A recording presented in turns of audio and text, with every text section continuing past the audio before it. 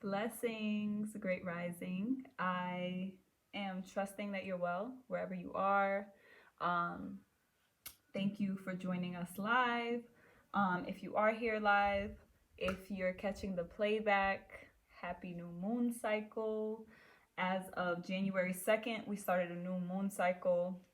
And every new moon, I do a reading with a divination deck that is Kemetic based. So it's African centered, basically Kemetic, which is ancient Egyptian symbolism.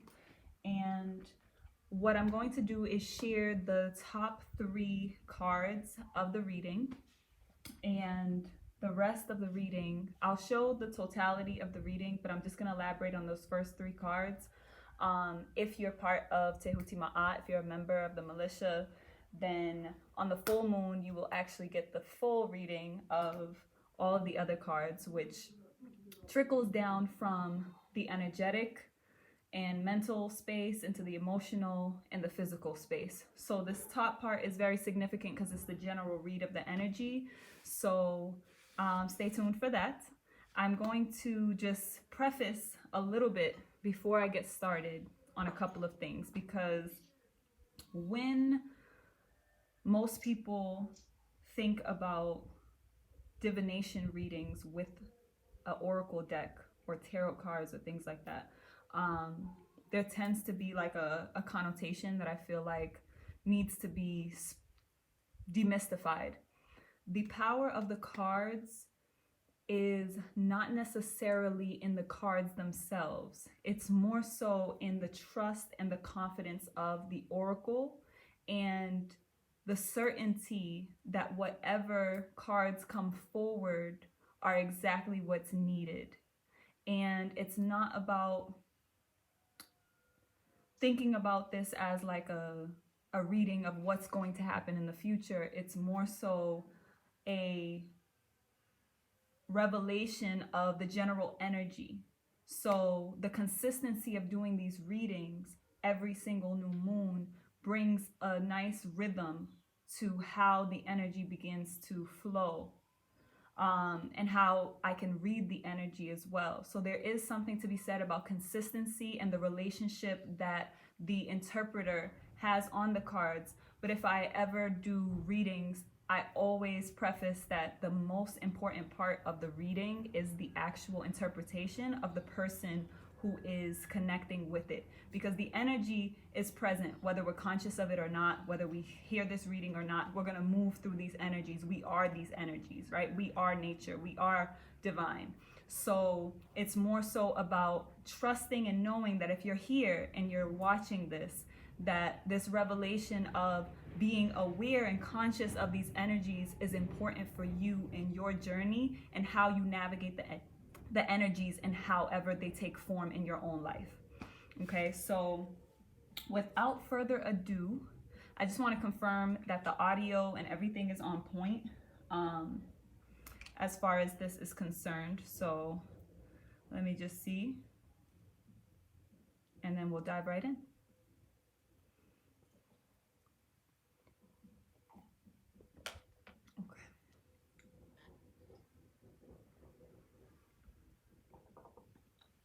All right, the other thing that's important for me to say is that this card reading was done at the peak exact time of the beginning of this new moon cycle on January 2nd. It was done in SpiRitual, and the pure energies that were nurtured in for this reading were really beyond me. I just asked for a general read and totality of the energy that is present for this cycle for us all. So I wanted that to be clear as far as the intention of this reading and the sacredness of the space in which the reading was pulled from.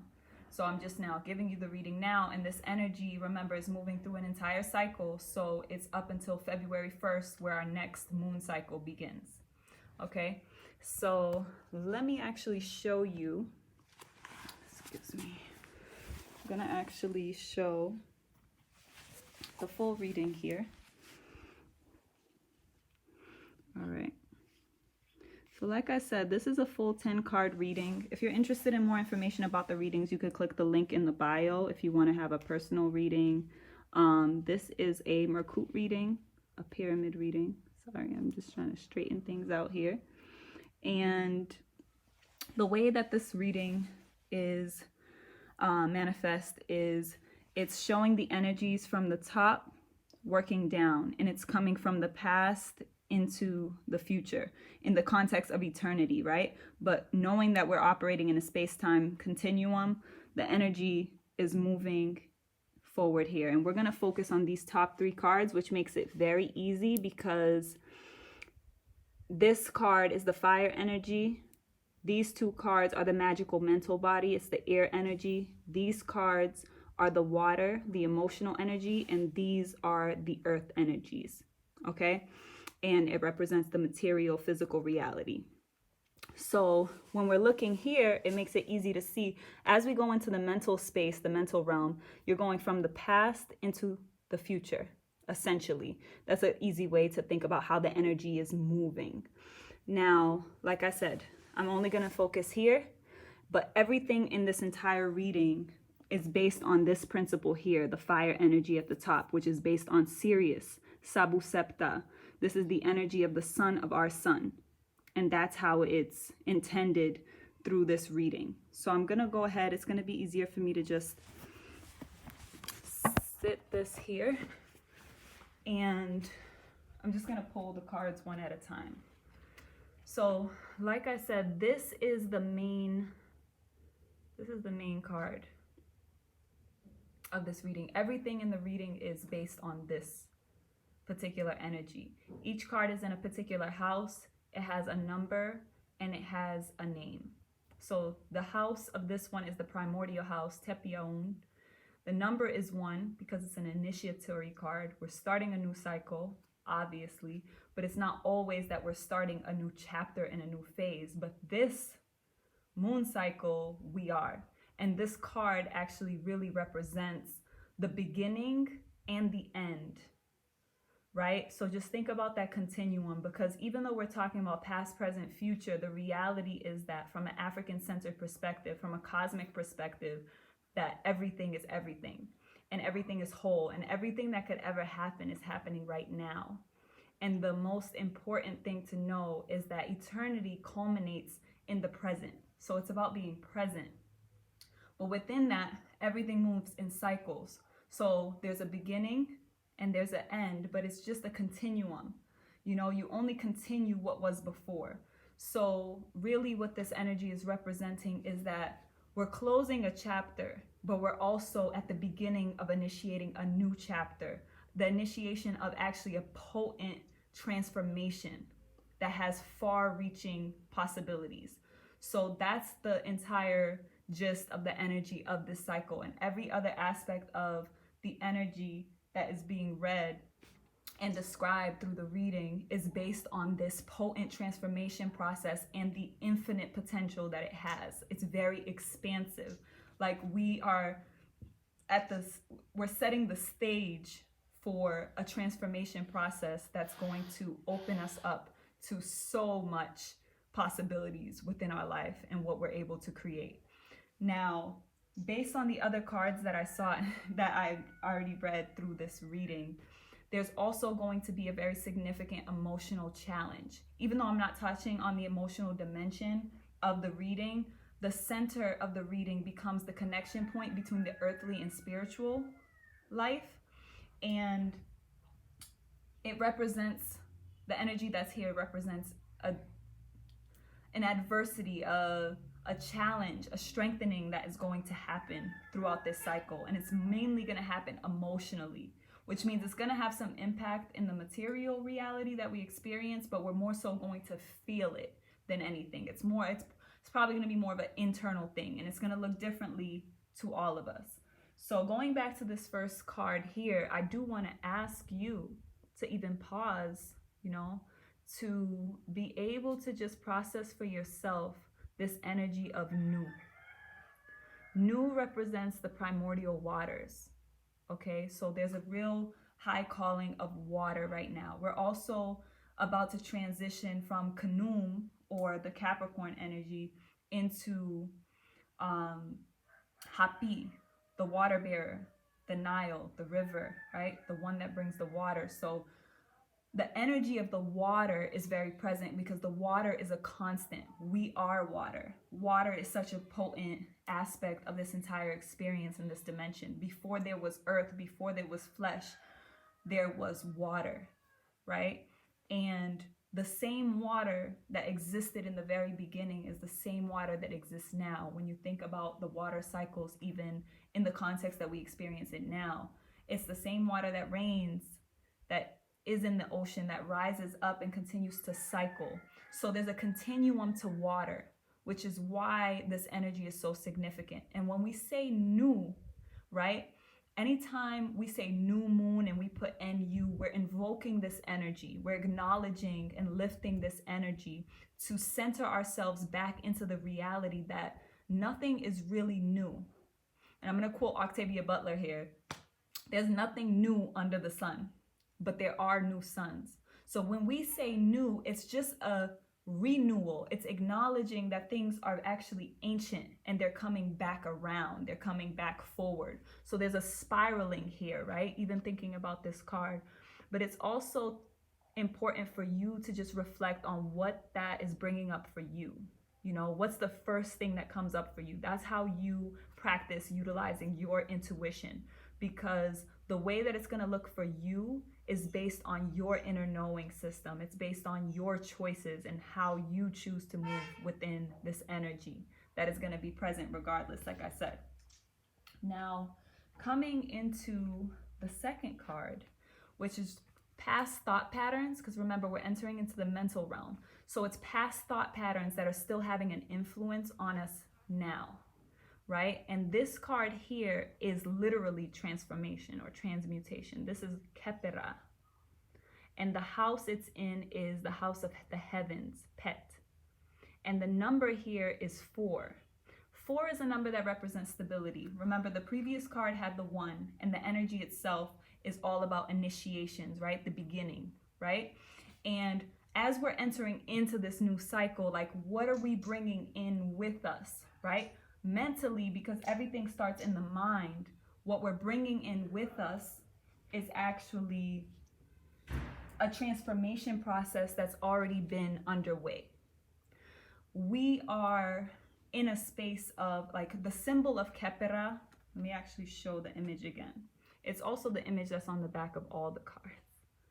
But the image of Kepera, or what they call the scarab beetle, has the solar disk above head, because this beetle in particular actually follows celestial cues from the sun. There's actually science experiments that show, like, when they try to, like, block it and shadow it, and just to prove that they're actually taking cues from the sun to guide their journeying on the earth. What they do is they sow a seed or their eggs into a ball of dung or a ball of waste of animal shit, essentially. And what it then does once it lays those eggs in there is it begins to roll it, following those celestial cues. It's rolling it, and it turns into a perfect sphere. And eventually, after a 28-day cycle, those eggs that are in the shit hatch.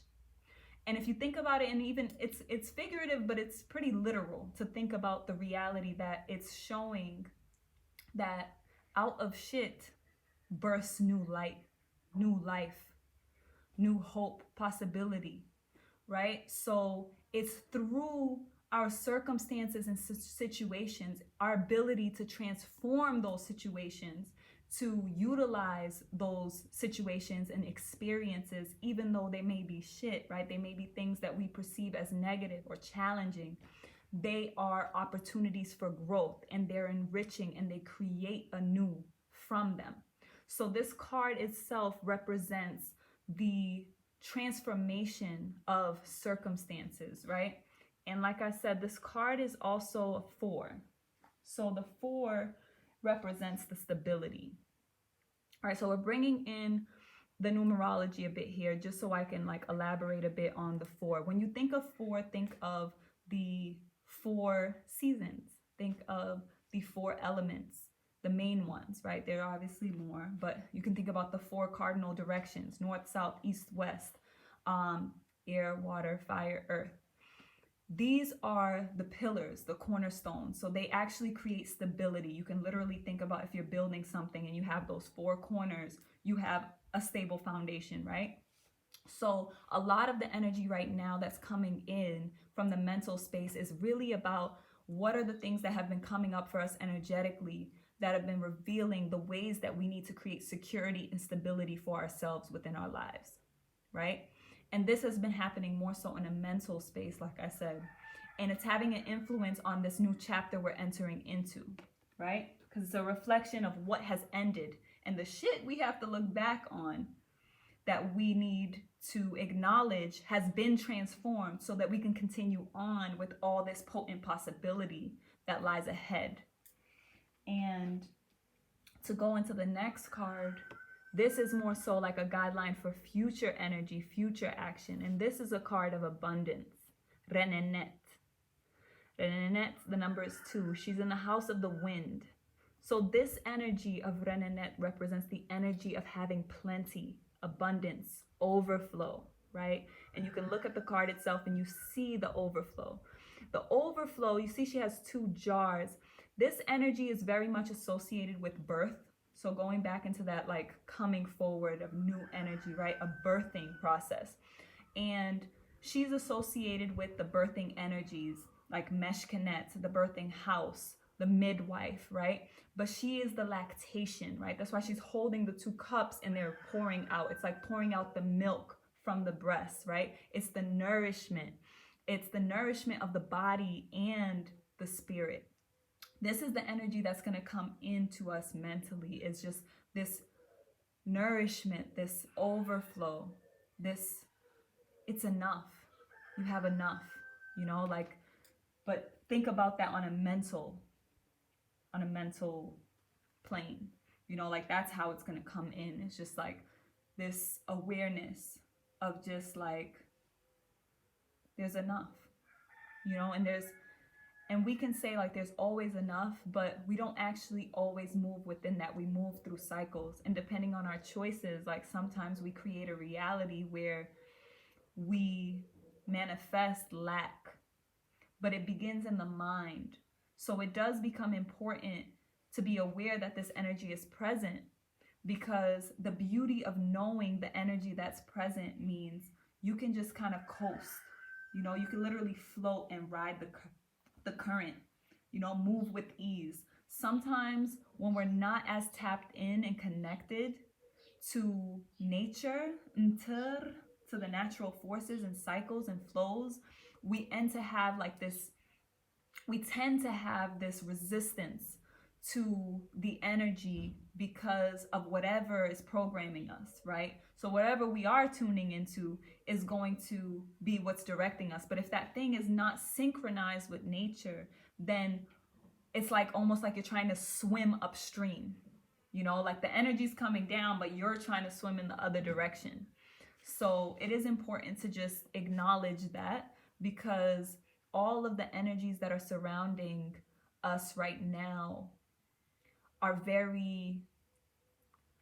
they're strengthening, like I said. So because they have to create strength, there's like, it's a gravity. So there's an energy that's opposing you. You have to move it.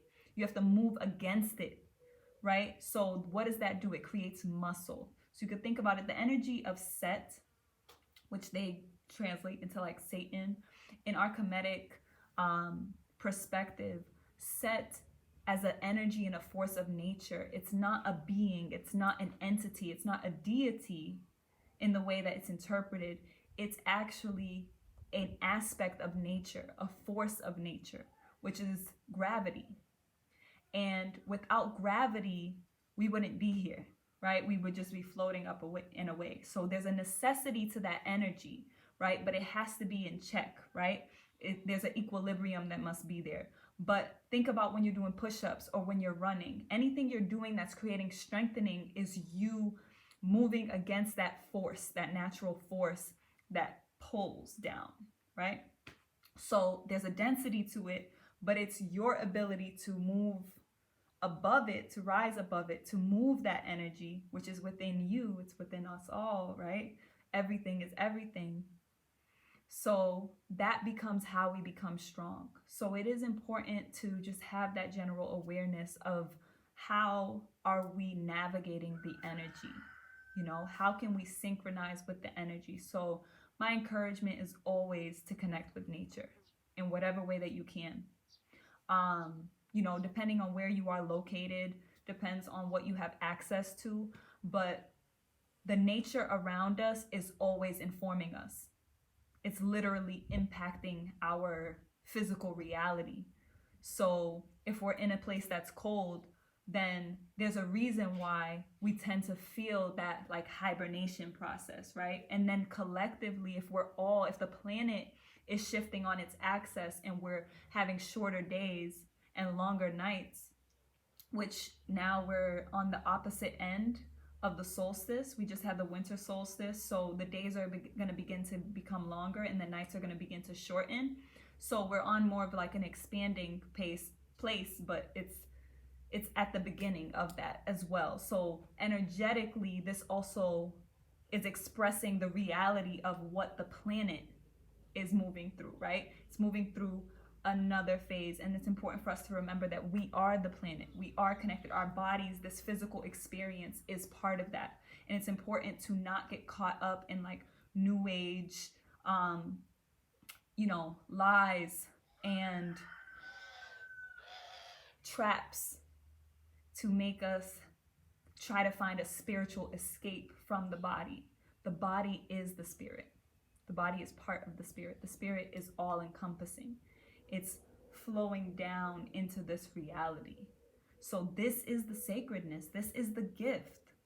The present. The present is the present. So take this moment, and I think I'm just going to guide us together to just like take a breath together, just to be present in this moment in stillness and reflection. So yeah, just allow yourself to just be. And it's not necessarily a guided breath. It's just about breathing without judgment of the breath, just observing where it's at. And then naturally, figuring out how to strengthen the energy flow through the spinal column, right? So posture, slowing down that breath, taking it a bit deeper. Remember that your power is in slowing down. Slowing down to be on nature's pace. The opposition is always going to try to make us move as if we're machines, and we're not, right? That's what capitalism's all about. Go, go, go, go, go. But when we're talking about nature, and again, talking about these cycles, we have to remember that everything goes up and comes down and goes back around. And that means our energy has to also do the same thing. We can't constantly try to go, go, go, because you notice when you do that, eventually you get shut down. It's almost like your life, nature, your body shuts down on you because it's not designed to do that. So your power is really in your ability to move slow. Take it slow. Take it easy. Like this chapter is very much about that. Just the ability to allow ease into your life by being obedient, by listening, trusting yourself, right? Going back to that previous cycle. If you didn't watch the reading I did for the January new moon that we just completed, it was all about loyalty and being loyal to oneself, being loyal to one's body, being loyal to the planet, being loyal to Geb, the earth, right? So this is all a continuation. Remember, we're in a continuum. The energy continues to flow and circulate. So everything's connected. There's no disconnection of any moment, So again, bringing us into that eternal perspective, there is no past, present, and future. In this moment, in the now is contingent upon what was, and the now is creating what will be. So your power is right here in being present, which is why it's always best to take a moment to be still whenever there's any dis-ease. Just slow down, stop, breathe, recalibrate to Ra, the sun, and orient yourself, right, within, right? It's about creating that trust within, creating that relationship and that inner knowing system. Stop looking outside yourself, because there's just going to be more lies, more illusions. It is from within that you're going to find clarity and stability. Okay, so I think I'm going to leave it at that. Just to, indicate you, if you're just happen to see this and you aren't aware of what High Tops and Heels is. High Tops and Heels is a instrument of, an aspect of the Tehuti Ma'at revolutionary instrument. It is a creative communications cooperative. So we have our website where we publish artifacts, but we also are involved in this greater revolutionary work of creating cooperatives. So if you are interested in learning more about our instrument, you can visit tehutimaat.org. If you're interested in learning more about Coins and Cowries, which is another one of our cooperatives, specifically focused on ritual work, healing, and spiritual tools, and creating access to that from the various wings of Tehuti Ma'at, like our Organic Food for the People initiative, and actually creating and packaging herbs and tools that people can use to really nurture themselves through this process of healing, planetary healing that we're all moving through. So if you want more information, you can see that. If you're interested in learning more about readings in particular, if you'd love to have a personal reading, then you can click the link on the description that has the landing page on coinsandcowries.com about the oracle readings. And yeah, I think that's pretty much it. If you're interested in being a part of Tehuti Ma'at and our healing ciphers and other things that we have, you can go to tehutimaat.org/join. And if you are interested in just getting your feet wet or just supporting the work that we're doing, then the kingdom level is the entry level of just any donation or contribution that you would like to get, and it allows you access to the gatherings and the content that we create that's actually not public. So I recommend that as opening the way and tapping into this energy, and also the full reading for this cycle if you're interested in that. Okay, so leave a comment below. Feel free to share any of your insights, thoughts, and yeah, see you next time. All right, power, travel, light.